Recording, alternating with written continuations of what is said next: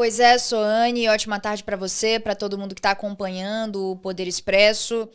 Exatamente, a oposição pressiona, né, por essas pautas, a anistia, essa mudança de prerrogativa no foro privilegiado, com interesses ali para os próprios parlamentares e também, principalmente, porque pode mudar a situação atual do ex-presidente Jair Bolsonaro, né, que é de fato a grande figura política, líder político ainda representativamente da oposição.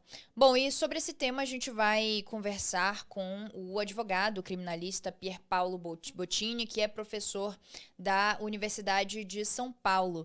Professor, seja muito bem-vindo aqui ao Poder Expresso. Olá, Lara. Olá a todas e todos que nos ouvem. Bom, professor, te pergunto o seguinte para a gente começar.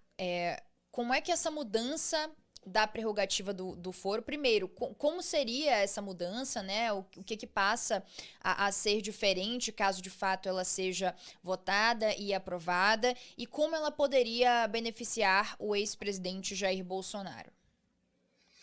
Então, Lara, na verdade, essa mudança da prerrogativa de foro, ela, se for feita pelo Congresso Nacional, seja pela via legislativa, ela tem que ser feita via emenda constitucional. Você precisa alterar a Constituição. Essas regras de prerrogativa de foro estão previstas na Constituição Federal, então você só altera isso através de um quórum qualificado, uma votação em 2 turnos em cada uma das casas. Lembrando que, se isso for alterado dessa forma, o presidente da República não tem o poder de sancionar. Então, uma vez aprovado, aquilo se torna uma emenda constitucional.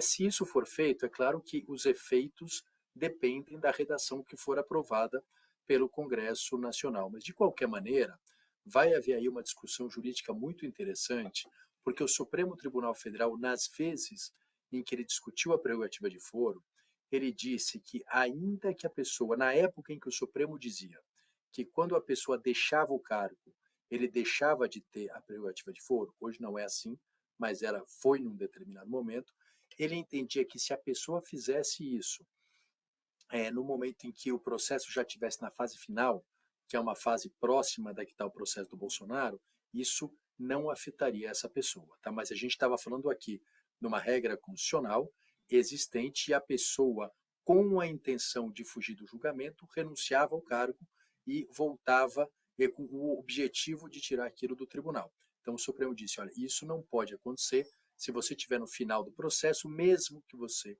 renuncie ao cargo, você continuará sendo julgado no Supremo Tribunal Federal. Agora, a discussão que vai acontecer se houver uma mudança constitucional é que, a partir de então, a gente não tem ninguém fazendo um movimento para se subtrair ao tribunal. A gente tem uma mudança no texto constitucional. Então, a discussão aqui é se isso vai ou não vai afetar o caso do Bolsonaro. Lembrando que, para afetar o caso do Bolsonaro, ainda que se almeje isso precisa acontecer até setembro ou outubro, que é quando, muito provavelmente, está previsto o julgamento dele.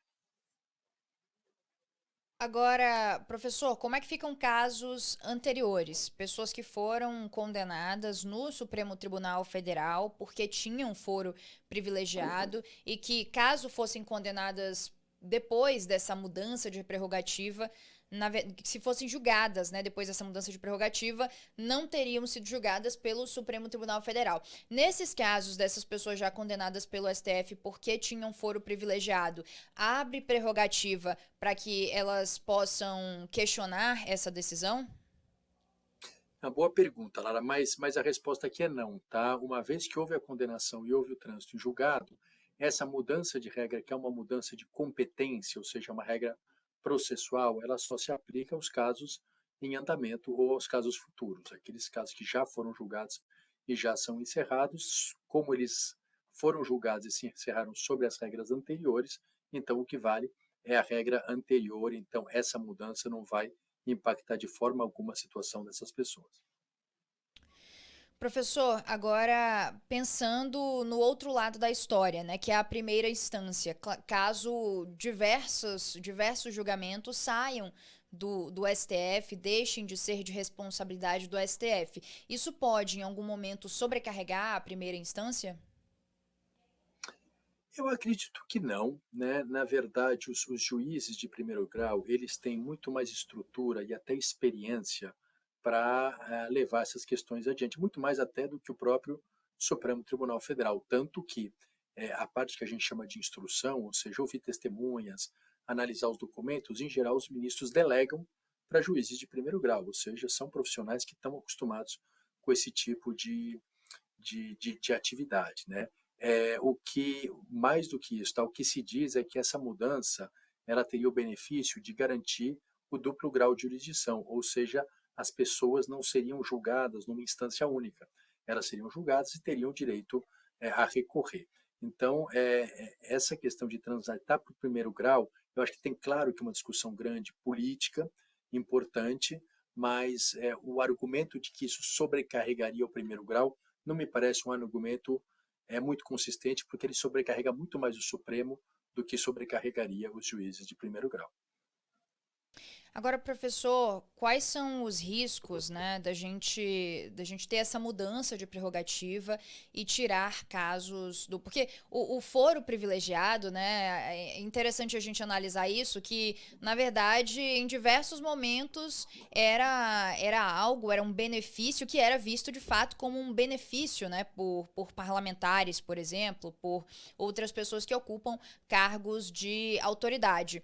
Hoje, uma ala dessas pessoas que ocupam cargos de autoridade, por exemplo, os parlamentares bolsonaristas, né, de oposição, já vê esse foro privilegiado como algo que os prejudica, né? Tanto que estão agora pressionando, houve essa situação desse motim justamente para pressionar por algumas pautas de interesse deles, inclusive essa pauta na mudança de prerrogativa do foro.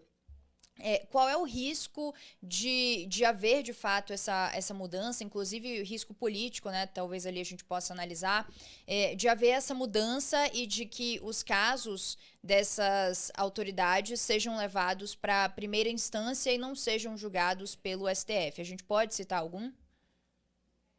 Veja, na verdade, são vários os casos. Eu acho que é muito ruim quando essa discussão, que é uma discussão importante, é uma discussão jurídica importante, ela começa a se pautar pelos interesses meramente políticos e meramente de ocasião, né? A gente sabe que isso tem levado, inclusive, a essa discussão da competência, ela mudar com muita constância, com muita frequência. O próprio Supremo Tribunal Federal mudou o entendimento dele por diversas vezes a respeito disso, e isso traz uma insegurança jurídica muito grande. Então, o ideal é que essa discussão fosse feita com serenidade e sem argumentos de ocasião, né? Mas eu sempre defendi o fim dessa prerrogativa de foro. Eu acho que o Supremo Tribunal Federal não tem vocação para fazer a instrução criminal, ou seja, para ouvir testemunha, para fazer perícia, para produzir documento. Eu acho que esse não é o papel institucional do Supremo Tribunal Federal. Agora, por outro lado, quando a gente está julgando em especial um parlamentar, a gente está falando de alguém que foi eleito muitas vezes com milhares de votos. Eu deixar na mão de um juiz de primeiro grau singular o destino desses milhares de votos também pode ser algo controverso. Então, eu sempre defendi, já escrevi inclusive sobre isso, eu acho que isso poderia ir para o primeiro grau. No entanto, todas as medidas cautelares ou a condenação que levasse ao afastamento do mandato precisariam ser tomadas por um tribunal, porque daí pelo menos você garante um colegiado, um grupo de pessoas analisando essas medidas que afastariam a pessoa do mandato para o qual ela foi eleita. Então existem, claro, diversas fórmulas, diversas discussões. Eu só acho muito ruim que isso seja feito no calor do momento ou de acordo com interesses específicos. Mas essa é sim uma discussão válida, precisa ser feita. Talvez, se ela alterar, ela vá afetar processos em andamento, mas eu acho que de qualquer maneira seria muito importante que a gente desenhasse um sistema e esse sistema perdurasse para que a gente tivesse segurança jurídica. Pier Paulo Bottini, advogado criminalista, professor da USP, muito obrigada pela entrevista e até uma próxima oportunidade.